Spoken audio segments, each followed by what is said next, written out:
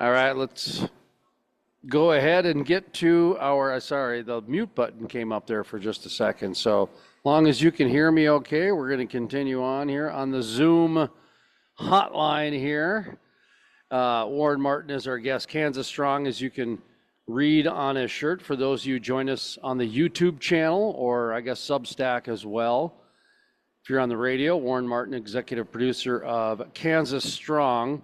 And he was recently at March Madness. You witnessed the thrilling overtime loss, Kansas Jayhawks against the University of Arkansas Razorbacks. And talk a little bit about the experience and how Kansas Strong is involved with the universities.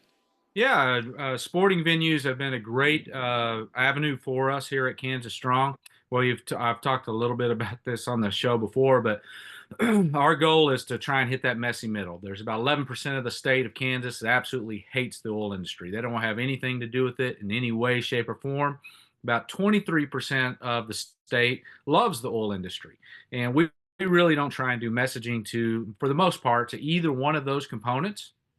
We're trying to hit that messy middle, especially that 40% approximately of people right in the middle who say that they do not have enough information about the oil and gas industry to really make a determination whether we're good or bad. And those are the people we want to talk to, and we want to give them the facts and the figures and the understanding of what we do, how we do it, why it's important to you, why it matters to the world. And we have found that sporting events is a great way for us to communicate that message and hit that messy middle. That tends to be the people who show up at these sporting events. And we sponsor K-State, KU, WSU, all in the state here, as well as a few other junior colleges and smaller D2 colleges, and really try and have that conversation in those public forums. And it's been really good for us. And we were privileged enough to have some sponsorships around the NCAA tournament. We had one of the tournaments was located here in Wichita. And so we had some radio, we had some on-site displays, and we had some program ads that were in the program there. And so it's just a great way to connect with that target audience that we're trying to hit. Just to follow up on that a little bit, the crude life, we've been very big proponents of what Warren's talking about. And the example that we've given through the years is the college bowl games.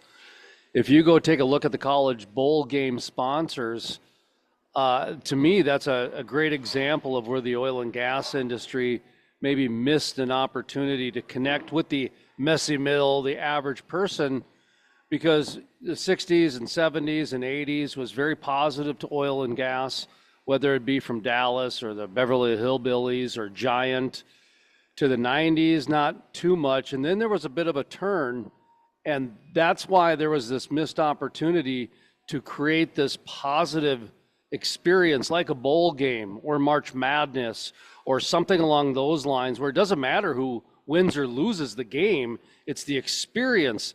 Brought to you by ExxonMobil, brought to you by Kansas Strong, brought to you by, ABC Oil and Gas Company. Instead, it's Pop-Tarts or Duke's Mayonnaise or something along those lines. And so when people are out there asking, maybe within the industry or outside the industry, why does this matter? That is why it matters, is because at the end of the day, you do want to create a positive experience. And by being a main sponsor, to lubricate that positive experience there, Warren. So I don't know if you want to follow up on that at all, but that was just kind of context. No, I think you're exactly right. I think for way too long, the oil industry kind of sat back and felt like we were too big to have to answer or respond to what was going on in the public sphere. You couldn't live without us, and you still can't live without us. But we're at the first point in our life where you could legislate us out of business, and we've missed the boat on many occasions to really produce that positive message and be a part of that public conversation and really help people understand what we do. And we're one of the exceptions here in the Big 12. The Big 12 championship is actually sponsored by Phillips 66. So we're one of the exceptions where the oil industry kind of has stepped up in that role and is a part of part of that venue. But you're exactly right. Any experience, positive experience you've had in the past that you really enjoyed, you remember who you were with on that experience. And while sponsorships is a little bit different, it's not like being with a person. When you go and have a positive experience, you tend to remember who helped bring you that positive experience, and that's an important part of advertising. One of the words that Mr. Warren Martin, Kansas Strong, brought up is legislation. And we can splice the hair many different ways when it comes to that. And it's difficult because, there is a bigger picture involved with some of the legislative properties, some of the bills, some of the science, if you will, even. But it becomes so reactionary. And a lot of times they're designed to distract as well. There's organizations like yourself that kind of put in the effort to weed out and vet, vet certain bills that may be of interest to people in the industry, whether you're a shareholder of an energy company or you work for an energy company, or you just like the fact that owning your own automobile is a really cool thing. Ward, I had a conversation, I have a bet going with a kid in college that they believe in my lifetime, personal car ownership will not be a thing. And so, right, because the new autonomous cars and Right. these kids Yeah. just can't wait for these monthly autonomous car fees and that kind of thing. So talk to me a little bit about some legislation stuff going on in your neck of the world, because for one, you look out for the industry, but you also look out for small business, mom and pop too, and just kind of the industry overall. Yeah, and just to clarify, Kansas Strong, we do not lobby, we do not advocate for legislation one way or another. Where our purview comes into play is understanding what's going on in the legislative process and helping people kind of understand what is going on and educate them so that when they go and vote for their representatives, when they vote for the people that are going to be making that legislation, they have a fuller understanding of what the issues are that revolve around energy. And right now, if you can figure out what's going on in the legislation, then you're an absolute genius, because it is so discombobulated with the way that we're normally seeing processes take place that it's really hard to get your thumb on. And so, in our neck of the woods, one of probably the biggest issues that's going on is before the Trump administration came into power, we were dealing with the Quad O, especially B and C. Quad O, B, and C, which is our methane emissions regulations that were being rolled out. Now, that's not legislation. It is the regulations that were adopted to enforce the legislation. And one of the things that it required is, if they took it to the fullest extent, is it would require basically every single well, every single pipe, every single tank to have methane monitoring equipment on it, which would push marginal well producers out of business. And the vast majority of wells in Kansas are those marginal well producers that are here. So it was a real threat to the Kansas oil and gas industry. And this is where I talk about how it kind of gets discombobulated, because the news has been running about how Trump has overturned that. And he rolled back the Quad O, B, and C. And that's great news for the Kansas oil industry. But what he's really rolled back is he's rolled back the regulation. He's basically has said that our administration will not enforce those regulatory practices. And so, yes, he's kind of wiped them off the books, but the legislation still stands. The legislation was still passed by Congress. And so, if there's ever a change in the administration, the new administration can decide to roll those back out. So, they're not done away with, they're just on pause during the Trump administration. Yet, when you read it in the news media, that's not the information that you're getting. You're getting the information that he rolled it back. And so, things like that is what we try and get involved in to help people kind of understand, there's more to this industry and there's more to the conversation than what you're getting from the mainstream media. One of the things that I found to be difficult in our role, and I'm curious your reaction on this, because we we have radio stations 22, 24, 28, depending on if the Twins are playing or the Denver Broncos are playing. And yeah, it depends on some sports schedules and that sort of thing. You don't one up the Denver Broncos? Come on No, now. no, we haven't. We have not preempted the Denver Broncos yet. The Packers twice, but not the Broncos. Just kidding. But so, it's interesting to me because there's a big like disconnect when it comes to just even like FCC regulations. So, things that we talk about, I have to hit a certain sweet spot. People can go back and listen to 99% of the programming that we've done on the Crude Life, and you're not going to find swear words. You're going to find some in about 1%, maybe, because I think we were doing, some live event podcasting or something along those lines, and we did it for effect or marketing reasons, I guess. But so much of what we do has to be FCC compliant that I always tell people that, we're kind of the vanilla. And you can't have Rocky Road unless you have vanilla. And so you need to have this like standard, even like if you look at television shows and comedies, you take a look at like The Office, for example.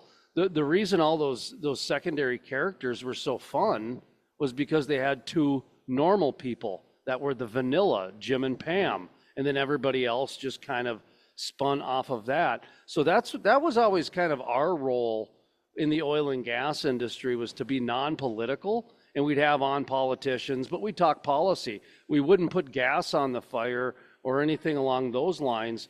And what I found was that the people love it, but the industry is kind of like, nah, we'd like you to be a little bit more political.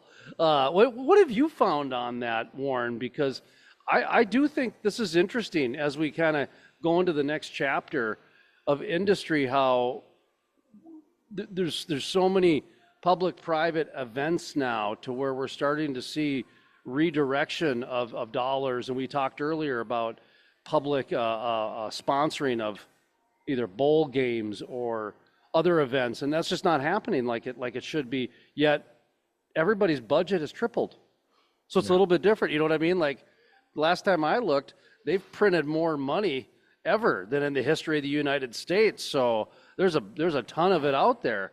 Talk to me a little bit about that. How being in the sweet spot is kind of difficult today. It's hard. People, go ahead. It's very difficult. It's Yeah. very difficult. But the old phrase that everybody throws around and no one adheres to is knowledge is power, and truly that is the fact. Knowledge is power. And yet, when you go and you watch a lot of the mainstream media, you go talk to the politicians, you go to events where they're industry events and people are standing up and talking, they're not really trying to share with you knowledge and give you a strong understanding of what it is that's actually going on. They're advocating. They're advocating. So everything they say, and that's why a lot of times the industry wants you to turn it up a little bit, because they want you to advocate. They don't want you to just tell the facts and tell people, give them a strong understanding of what's going on. They want you to lead the people in the direction that they want them to go. We don't do that at Kansas Strong because we really want people to have knowledge. We know that knowledge is power. I believe full-heartedly if people understand how vital the role of oil and natural gas is in lives on a daily, moment-by-moment basis, they will choose the best path forward for our energy future. All they need is the knowledge. They can figure out the next step on their own. And so I don't think it's really necessary vanilla versus rocky road. I think it's much more in the encampment of, are you just trying to share the knowledge and give a strong understanding, or are you trying to lead people in the direction that you want them to go? And I have found every time you try and lead people, the only people that you lead are the people who already believe in what you believe in. And when you actually begin sharing knowledge, you're actually able to grow the number of people that are interested in what it is you're talking about. You're able to grow that base. And that's what we're trying to do, is grow that base, gain that 40%, give them the understanding where they're no longer in that position where they say, I don't know. They're able to say, you know what, I have this knowledge base and I know where I stand on oil and gas now. It's interesting too, and we haven't really mentioned this from our programming standpoint in years, but when we were soliciting the oil and gas program, the crude life to the radio stations originally, um, we every radio station would ask, about okay, spills and all these different things that make all the national headlines. BP and X. One of them actually, I'm not kidding you, Warren. One of them asked me about Exxon Valdez. Dude, that happened in the '80s. That was like an '80s, man. And people are still talking about that. We just had the anniversary last week, or I think it was last week or the week before. We just had the anniversary of that. And so, I mean, I mean, some people just could never let go of an accident. And like, think of all the things we gained from that. And that's what I come back with. I said, I'm glad that you brought that up, because that is what our programming is. We're focusing on the community building, we're focusing on the innovation, and we're focusing on the cultivation of the things that oil and gas brings, to be the supply chain and the products and all these different things. I said, there's so many other people covering that other stuff that you're talking about. We're not going to do that. We don't need to do that. There's so many other things that are positive that the industry is bringing that can be done in a non-political way. That was what our mission was from the get-go. And we haven't changed it, because I still see the industry leading the environmental movement by creating innovations that is and are making our world better, our quality of life better, and as well, I didn't want to use better twice. That's just bad speech and bad grammar. And I was taught get better, man. Get better. I got to be better than that, man. It's they're not all award winners, Warren. They're not all award winners here, but you're exactly go ahead. You're exactly right. You're exactly right on that. And the fact that most people in America don't realize that the oil and gas industry, we've spent more money than the federal government has to address environmental concerns. We've become the world's leader in oil and gas production, all the while reducing our emissions, carbon emissions, CO2 emissions, and methane emissions. We've reduced our emissions going forward. We're able to do more work with the same amount of energy because we've improved our efficiency. In fact, the fastest growing energy category today is efficiency, and being able to use the resource to do more work than we could years ago. We've learned how to take every single molecule in a barrel of oil and turn it into products that better human lives. And so, those are things that aren't often talked about. But anytime I go on road, we had a pipeline spill here about 2 years ago, and I got all kinds of calls and went on, and I used the opportunity to talk about, yes, it happens, but 99.99% of all oil that goes down a pipeline arrives at its destination without incident. It's the safest way to transport oil and gas that is on Earth today. And on top of that, let me talk to you about all the ways that environmentally we do remediation to clean up any type of a spill like that, to return the land to even better condition than it was before. And we need to take those opportunities instead of just getting into the oil is good or oil is bad or oil is good or oil is bad and going back and forth. We need to really get into those moments of education, because that's really what people want. They know that there's going to be a talking head that's going to say it's good. There's going to be a talking head that say it's bad. What they really want to know is why. What's the knowledge behind where you're standing? And that's really the hole that we're trying to fill. And I don't think there's very many people out there that are trying to fill that hole. Was that Washington County? Yes. Oh my word, I'm still not an old man yet. My memory is still there. Well, and here's why. When those spills happened, and it didn't matter if it was Huntington Beach, didn't matter if it was Kansas, didn't matter if it was Tioga, North Dakota, we do cover those stories in a different way. I do remember talking to emergency, usually we'll talk to some government officials and we'll talk to some emergency responders, because they'll tell you what they've done. And then also they'll be the first ones to say that a lot of the equipment that we fight so many other daily battles was purchased by the oil and gas companies. Oh, and by the way, the one incident out of 10 years, they funded everything else. And so that was an eye-opener to me when I started seeing that, like Hess would write a check for $65,000 so a volunteer fire department in Tioga can have 4 new walkie-talkies because the state required them to get it. People don't Yeah. understand that type of thing, and it happens on a regular basis. So we were really excited at the Crude Life to share those stories and tell those stories. Well, the rest of the world said, look at how bad they are there. Look at how bad they are.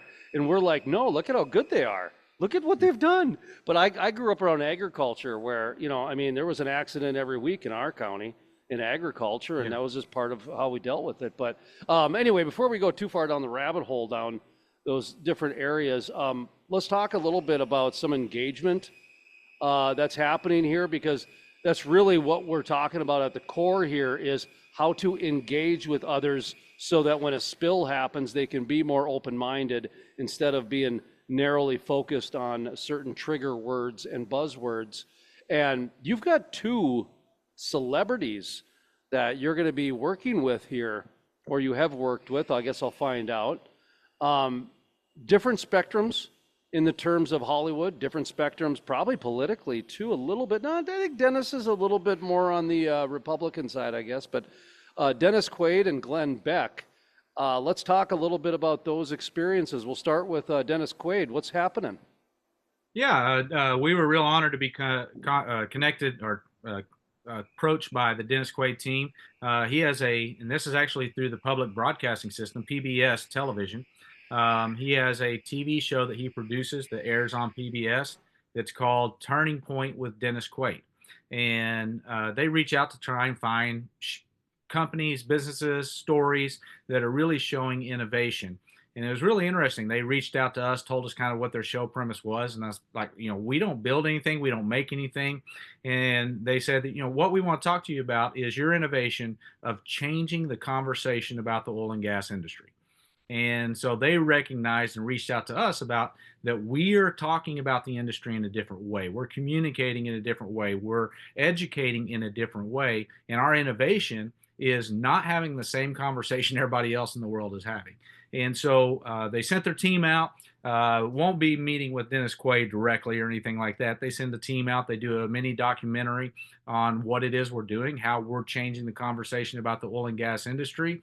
And then they take that back to the studio, and he does the intro and the outro, and then it becomes an available show for public broadcast or PBS television stations. Because a lot of those PBS television stations, you can go and you can buy airtime. And a lot of times those shows that are put on the air, they don't fill a full 30 minutes or they don't fill a full 15-minute segment. And so these are shows that are available to every station across the nation, that if you have a show that ends 5 minutes early, you can grab this show and plug it into that spot to get you back on schedule. And it's kind of that type of a show.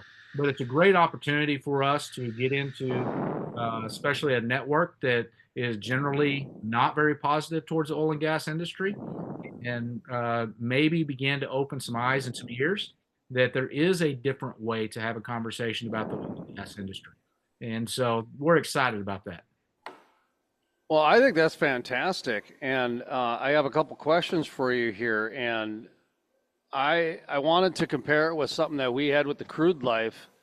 Mhm. And about 3 years ago, I want to say it was right after COVID, maybe, Ted Danson had reached out to us, his people. Yeah. He had a show for Amazon Prime, and we made it through a couple interviews, but we didn't get picked.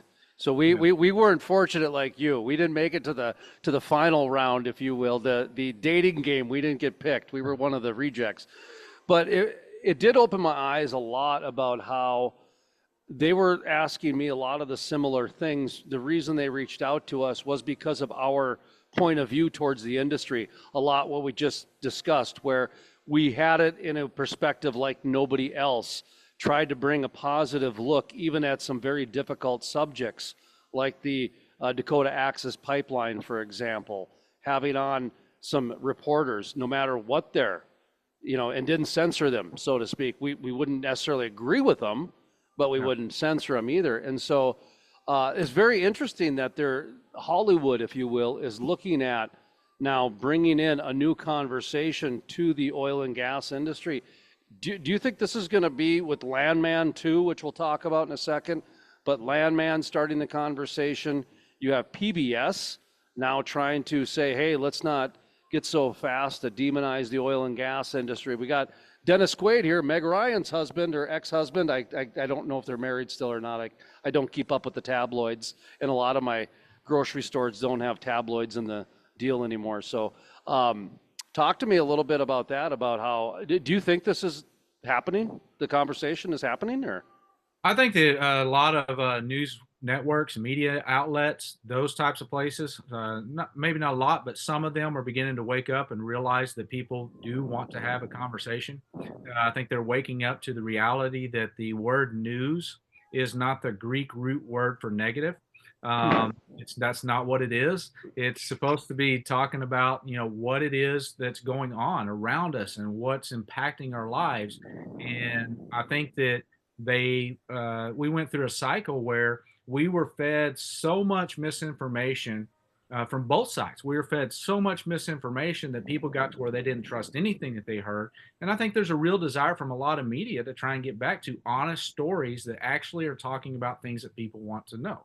And what the Dennis Quaid team really got excited about was they followed me to a school and recorded me doing an entire class with a group of students and talking about the oil and gas industry, talking all the way from where it comes from, where it originates from, to history, all the way to the chemistry of refining and the products that we wear every day. We went through the entire process in less than an hour. And the one thing that I hear every single time I do that in the classroom for the first time is a teacher coming up to me afterwards saying, I had absolutely no idea that oil was that much a part of our lives. And I think that is the realness that a lot of media is starting to look for in storytelling, is getting back to that realness that is of real concern to the people who are watching. Dennis Quaid is still a pretty well-known celebrity. I haven't, I can't think of a movie off the top of my head. I've seen. But he's in a brand new show that just came out on Paramount Plus. I think it's Paramount Plus. Came out Paramount Plus called Happy Face, and he plays a serial killer. Yeah, plays a serial killer. It's actually it's my lead thing on Paramount Plus. Yeah, I've been streaming Frasier. Do you remember the show Frasier? Yeah. Yeah, I've been, apparently I've got a prom coming up and I need to get some high society in me or something. I don't know, but I've been streaming Frasier, and so at Paramount Plus, it's Happy Face. Yeah, that's okay. I didn't realize he was in that, but he's I've always been a fan of his since Enemy Mine and Inner Space and some of the other ones. I'm more of an '80s baby, so that's what I grew up with, but. Next, I want to go to the next celebrity. Unless there's any final thoughts, is it coming up? Do you know when it's going to air? We're in post production right now. So we don't have a timeline on it yet, but that will be coming. And of course, we got a lot of other elements out of that we'll be broadcasting through our social media and through our webpage and stuff. So you'll be able to check that out probably end of April sometime. And we're talking with Warren Martin, Kansas Strong. Just got done talking about his interview with Dennis Quaid's Turning Point, which will be on PBS upcoming. They followed him to a school, and the theme or the thesis of the show is changing the conversation and having a positive conversation when it comes to the oil and gas industry, and how Warren Martin's been doing it for years and years and years. And then we go to Glenn Beck. Yeah. And Glenn Beck is probably going to be a little bit more polarizing than a Dennis Quaid.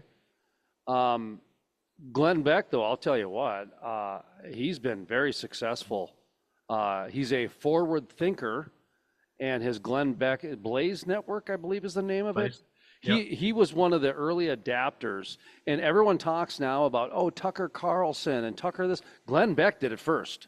Like Glenn Beck was one of the originals that showed everybody how to do it. And, I followed his career. I think he started out as a DJ, I want to say, and then he got into talk radio. And so he's had a lot of different ups and downs and some different personas, kind of almost like Jerry Springer. People don't remember Jerry Springer was the mayor of Cincinnati, was it? He was like a mayor, and so he was a big political guy and a serious guy beforehand. But talk to me about your project that you have with Glenn Beck and why you chose Glenn Beck. Yeah, and you're exactly right. He's more polarizing, and that's why we chose him. We chose him because he has a strong following. In that following, he has the tendency to be able to activate that following. I talked a little bit earlier about that messy middle and how there's 11% of the state that hates us and 23% of the state that loves us, and then there's a messy middle where they're kind of unsure. Well, we never speak to the 11%. We hardly ever speak to the 23%. We focus everything on that middle. This is that one exception. Part of changing the conversation that we're beginning to see is if you watch people talk about the oil and gas industry on Facebook or social media of any kind, if you watch people argue about it, they don't really talk about it; they argue about it.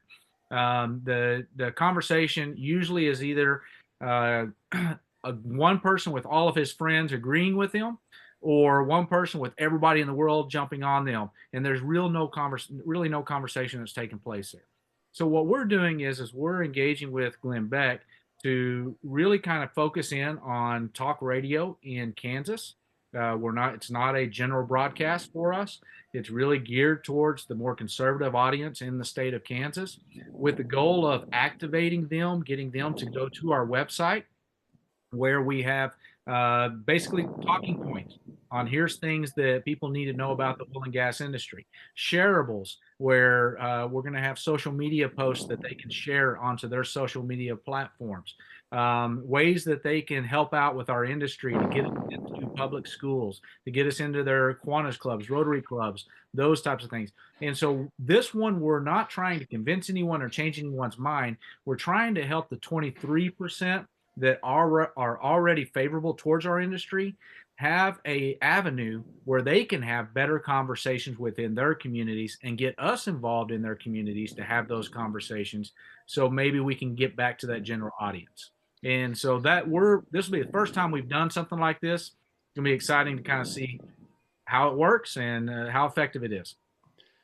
What's interesting to me about Glenn Beck is he's one of the more passionate talk show hosts, and I think a lot of times at first his passion comes across and it's a little intimidating for people. And I know several of his like very good followers, and they really appreciate how he just continues to put himself out there, and he's not afraid to admit his mistakes, and he's so much passion with trying to do self-betterment that it scares people. And that's the part that I think is so funny, is that here's a guy that's so passionate about doing good and being right that it could honestly scare some people at times. But that is that activism you're talking about, to where he can connect with some very passionate people because he puts himself out there so passionately. That's how I viewed it. Yeah, and I think that if you've watched him for years, I've watched and listened to him for years, as I do all kinds of media all over the place. And one of the things I've noticed is that he has a very loyal, strong following, and he is often able to activate them to respond. His audience responded to what happened in Israel. His audience responded to what happened in North Carolina with the hurricane. His audience has responded to so many things in very amazing ways. And so I think that he does have that passion. I tell people all the time, as a public speaker like I am, one of the things I get accused of is that I will say absolutely anything on stage. And it scares people sometimes because they're not exactly sure what I'm going to say. There has to be that element in every public speaker if they're any good. You have to have that element where people believe that you might say just about anything from the stage, because that's why they pay attention.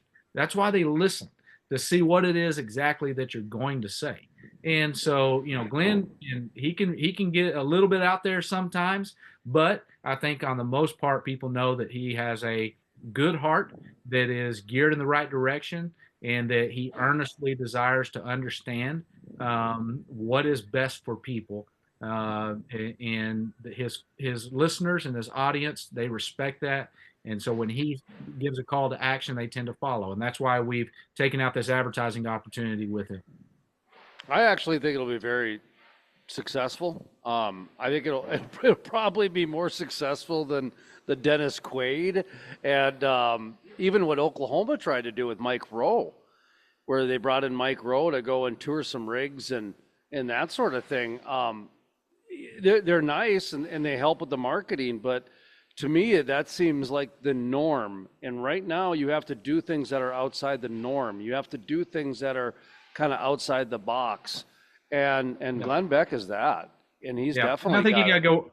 I think you got to go one further. You got to do things right now. We've got to do things that doesn't leave people in the position where they just watch and say, "I agree" or "I disagree."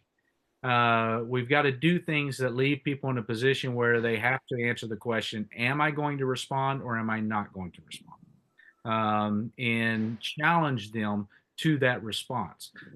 Because, we've been called, a lot of people that support the oil and gas industry have been called the silent majority for decades and decades and decades. And, we cannot continue moving forward as an industry in an effective way if we continue to be that silent majority, especially here in Kansas, where we don't have major corporations. We don't have the major oil industries to fund big campaigns. We need the people in our industry. We need the people who are supportive of our industry to be advocates for the industry. It's interesting because when you take a look at, like I mentioned, the Mike Rowe example where he went out to Oklahoma, and I forget which group in Oklahoma did it, if it was the petroleum or the gas or which one. And it's not about that. It's not Yeah. about that. So I'm not trying to ruffle any feathers or tick Yeah. off anybody or anything along those lines. But when I take a look at that, for example, or the PB versus the PBS one, who's behind it does have a lot to do with it, and who's bringing it out. And that's one of the things I find so interesting about how a lot of these are positioned.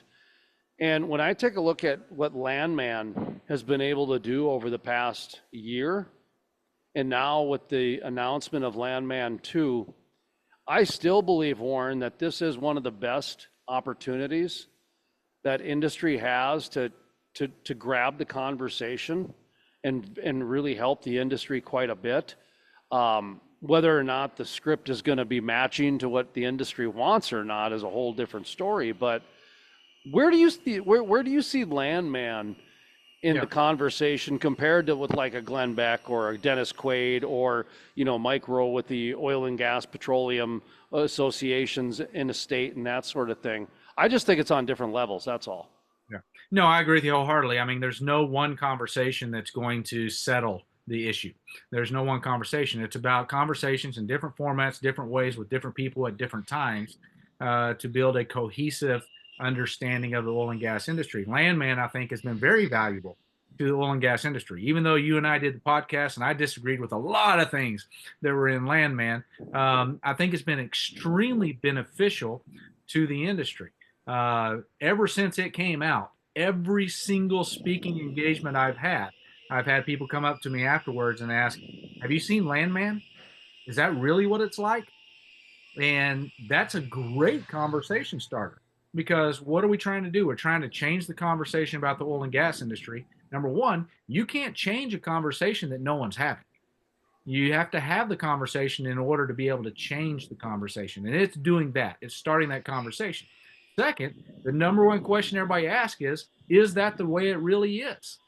And we've talked on the show about the things that are realistic and the ones that aren't realistic. But just asking that question, is that the way it really is, opens the door to really talk about different issues and what it's really like in the oil and gas industry and how that really impacts someone's life. And you can't take away that value. It's very valuable to the conversation. It's very valuable to our industry, even if it's not extremely accurate. So let me ask you this then, because this is one of the things I think industry will have a hard time with. And it surprises me because there's a lot of people in industry that are very well compensated at a very high levels to understand this type of marketing, this type of social engineering, if you will. What you said 30 seconds ago hit the nail on the head. you can't change the conversation if they ain't having the conversation. And Right. so, like, one of my biggest fears for season 2 is the best storyline I can think of for Landman, which is the the cartel out of Mexico invests so much in the American oil company that they're essentially tied at the hip, giving the impression that the oil cartel and the Mexican cartel, drug cartel, are one and the same. And to me, I hope it goes that way so we can continue to have the conversation of how ridiculous that is, and bring them down from, Gilligan's Island, where you can build a radio out of a coconut, to Right. reality that it doesn't work that easy. I actually think that's easier to have a conversation with people like that than talking STEM and science and some of the other things that we've been investing all this money in. I mean, give me Billy Bob, man. Give me Billy Bob. But what's your take on that? No, I mean, I was in a grocery store. I was in a grocery store just the other day, and I was just buying a couple things. And the lady that was working behind the counter, a young lady that was working behind the counter, she asked me if I wanted a plastic bag. And I just had two things, and I'm like, no, I don't want a plastic bag. We'll save a plastic tree today. There's not very many plastic trees left in the world. Just making a joke. And she just looks at me, and in all serious, she looks at me and she goes, I know, Lorax. It fundamentally changed my life. And she was talking about the movie Lorax, that's talking about trees and clean air and that kind of stuff. Is there any historical or any scientific basis that makes that absolutely, makes that true or even realistic? Absolutely not. But it planted an idea that has stuck with her, that when, years later, when I'm talking about a plastic bag, she relates that back to the movie Lorax. And I think that we have missed the boat in many ways by allowing the oil and gas industry to only be portrayed one way in movies, in order for decades and decades and decades. And we've missed out on those conversation starters about having it portrayed in other ways, and where people actually ask questions. It's got to the point in the early 2000s and 2000 teens where all you had to do was say, oh, it comes from the oil industry. And that one statement summed up everything bad about whatever the bad guys were doing, because it was such a concrete idea that was used in media. And so I think that we do need to invest more in movies, and we need to invest more in media. We need to invest more in different things to bring the conversation into our popular culture, not necessarily as an educational program, but like everybody else does, drop nuggets here and there that make people go, huh, what? And ask questions. Because once you begin to ask questions, we as humans, if you honestly ask a question, you as a human, that's a real question you want to know, you're not going to be satisfied till you get the answer to it. And that's the real challenge for our industry, is to get better at asking questions, putting content out there that asks questions, and trusting that people are going to go and seek out the knowledge that they need to answer that question. And I think that Landman does that. It's making people ask a lot of questions. And, then we got to have other organizations like ours, like yours, that are out there that are providing answers for those people who are asking questions, and giving them the information they need to be able to answer that question themselves. And so I think it's all part of it. There's not one way that you turn the ship around and get it going in the right direction. It's going to take all of the components coming together to be able to turn that ship in the direction that is positive for a positive energy future. You brought up another good point I'd like to elaborate on before we conclude the interview here, and that is that for, I don't know, 15, 20 years, at least since the early 2000s, probably since Captain Planet came out in the late 90s, the oil and gas executive played a villain in the business role.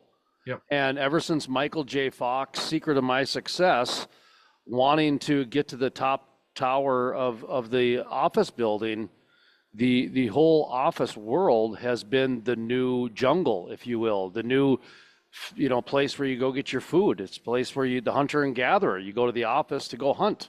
That's how you get it. And so when you take a look at that, the executive was the bad guy, much like Johnny was the bad guy in Karate Kid. It was a stereotype. You instantly knew. Billy Bob Thornton has brought a complexity to help you understand and connect why that role existed, because they deal with so many high pressure, high stress situations that their world becomes so black and white. And then their home life is so messed up and all these other things. So that's helped. But Jacob LaFleur, I forget how to pronounce his last name. I'm sorry if you're watching, but he's the first good guy I've seen come along in 20 years. You know what I mean? He's the first like good guy portrayed as an oil and gas person, like who's this Right. salt of the earth type thing. That's a big deal. And I don't think the average person understands that, how often that the oil and gas industry, they were the villain without even knowing it, just by being the ruthless snake oil salesman, executive, if you will. Yeah. Anyway, that's a great observation. I think people should be aware of that too, because that's those Easter eggs that you can find in shows that have nothing to do with oil and gas. Right. Yeah. That's right. And so industry needs to figure out a way to reverse that around, and shows like you're doing with Dennis Quaid and some of the other ones are really going to do that. So as we kind of recap here, Warren, we went a little into overtime here, but Kansas did against Arkansas as well. So I guess to stay with the theme of the podcast and radio program, any final thoughts here today? I think definitely look for those shows coming out. They'll be coming out, in the next few months. Glenn Beck will only be here in Kansas. The PBS show will be available nationwide, but it'll be up to each station whether they bring it on or not. But you'll be able to get all that content through our website. And I really encourage people to check out what we're doing with this Glenn Beck campaign, because I think it's something that could be replicated in other states and in other places to really help move the conversation along. So I just encourage everybody to check us out at kansasstrong.com in probably about a month, and all of that stuff will be up and you'll be able to check it out.